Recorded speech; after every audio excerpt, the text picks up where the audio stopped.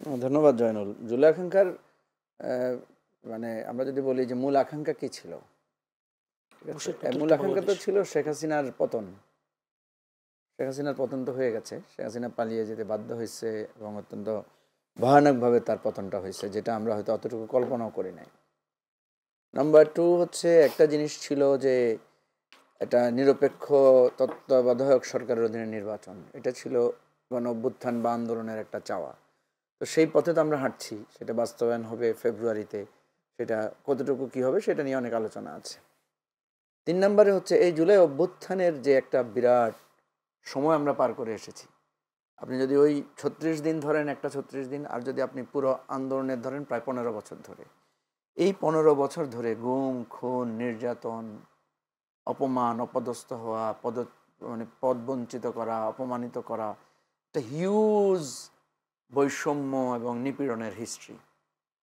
এগুলো part by part, এগুলোর বিচার প্রাথমিকভাবে যেই 1400 প্রাণ ঝরে গেছে আমাদের, যেই 25-30 হাজার লোক আহত পঙ্গু হয়েছে, তাদের পুনর্বাসন করা, তাদের ফ্যামিলিকে একটা স্বীকৃতি দেয়া, তাদের টেক কেয়ারের রাষ্ট্র দায়িত্ব নেওয়া এবং তাদের বিচারিক কার্যক্রমটা সিরিয়াসলি শুরু করা, এটা একটা আকাঙ্ক্ষা, ইমিডিয়েট আকাঙ্ক্ষা তৈরি হয়েছে। এটা কিন্তু ধরেন একটা তো 15 বছর আকাঙ্ক্ষা ছিল, কিন্তু এই 36 দিনেরটাতে 36 দিনে তৈরি হয়েছে।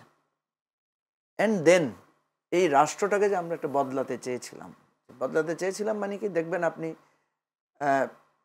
একটা কথা দেখবেন, বেগম খালেদা জিয়া বলেছেন যে এই আমরা যদি আবার কখনো মানে দায়িত্ব পাই, তাহলে আমরা এই সংবিধান ছুঁড়ে ফেলব। মানে কেন বলেছেন? এটা একটা প্রতীকী কথা।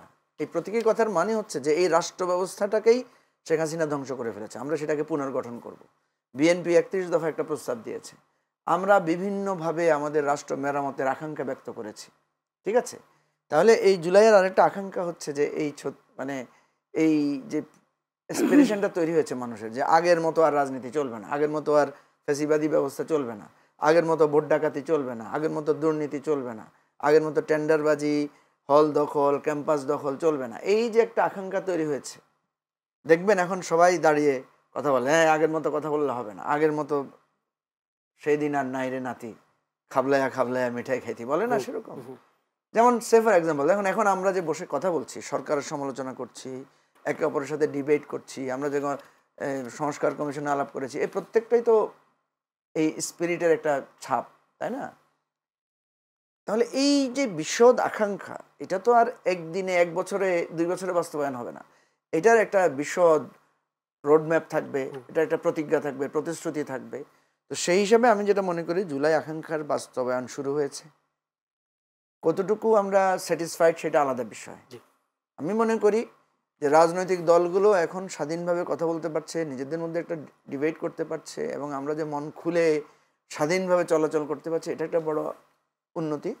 কিন্তু জনগণের যে একটা দুর্গতি ছিল, অর্থাৎ দ্রব্যমূল্য, তারপরে আপনার বেকারত্ব, তারপরে হচ্ছে আইন শৃঙ্খলা পরিস্থিতির একটা খারাপ দিক, তারপরে হচ্ছে আপনার ধরেন যানজট, হ্যাঁ, এই যে একটা সামগ্রিক জনজীবনের জায়গাটা, সেটা এই সরকার কোনোভাবেই সেখানে খুব বেশি হাত দিতে পারে নাই বা দেয় নাই। এটা হয়তো নির্বাচিত সরকারের উপরে এই দায়টা পড়বে। সুতরাং আমি মনে করি জুলাই আকাঙ্ক্ষা বাস্তবায়নের প্রক্রিয়া শুরু হয়েছে, অনেক অগ্রগতি যেমনি আছে, আবার অনেক হতাশার দিকও আছে, কিন্তু এটা একটা আগামী দিনের প্রত্যাশা আমাদের।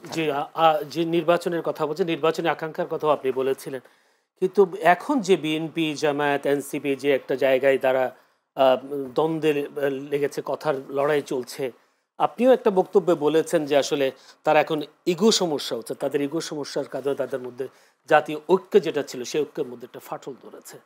আপনি এখন বলছেন যে আসলে আমরা বাস্তবায়নের পথে হাঁটছি, আসলে কি বাস্তবে তারা ইগো সমস্যা আছে কিনা? এই ইগো সমস্যা আমাদেরকে সামনের দিকে কোনো ধরনের আশঙ্কার দিকে, ইগো সমস্যা তো আছে, এবং ইগো পরিহার করাটা খুব কঠিন। ধরেন বিএনপি 3 বার ক্ষমতায় ছিল, আপনি যদি দেখেন বিএনপির অন্তত 500-600 এমপি পাবেন যারা এমপি ছিল একটা কোনো না কোনো সময়। মনিয়াপা নিজেও এমপি ছিলেন। তো যারা একবার সংসদ সদস্য থাকেন, বা কেউ কেউ আছেন যে 5 বার সংসদ সদস্য ছিলেন, এরকম লোকও আছে। মানে আমি দেখেছি যে বেঁচে আছে বিএনপির এমন সংসদ সদস্য সংখ্যা আছে 500 জন। হ্যাঁ, বিভিন্ন সময় ছিলেন। আমাদের দলে তো একজনও নাই, ঠিক আছে। জামাতে আপনি খুঁজলে দেখবেন 30 থেকে 35 জন আছে, বেঁচে আছে, মানে কোনো না কোনো সময় হয়তো ছিল। তো যার একজনও নয় আর যার 500 জন আছে, এর মধ্যে তো একটা ইগো থাকবেই। যার বেশি আছে তার তো একটা ইগো তার মধ্যে কাজ করবেই। যে ক্ষমতায় ছিল তার অভিজ্ঞতা বেশি, যার জনসমর্থন বেশি, সে একটু ইগো থাকবে। কিন্তু কথা হচ্ছে আপনি সেই ইগোটা দেখাবেন কিনা, ঠিক আছে না? ধরেন আপনি নিউজের সেকশনে আপনি সিনিয়র লোক, আপনার পেশার তুলনায় আমি তো মানে নভিস, তাই না? আমার হয়তো রাজনৈতিক জায়গায় আপনার চাইতে আমার অভিজ্ঞতাটা বেশি। এখন আপনি যদি আমার সাথে ইগো দেখান আপনার বিষয় নিয়ে, তাহলে তো আপনি দেখাতেই পারবেন।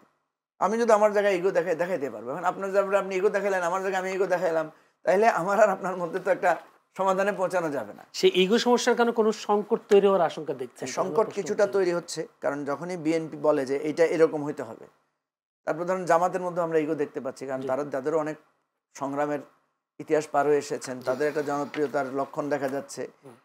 এনসিপির মধ্যেও একটা ইগো আছে আমরা দেখছি।